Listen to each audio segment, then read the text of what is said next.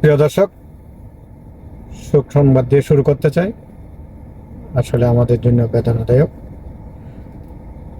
আল্লাহ তাদের পরিবার এবং পরিজনকে এই সুখ সইবার তৌফিক দান করুক এবং যিনি নিহত হয়েছে, মৃত্যুবরণ করেছেন, তাকে আল্লাহ যেন ব্যস্ত সর্বোচ্চ চমৎকার দান করেন।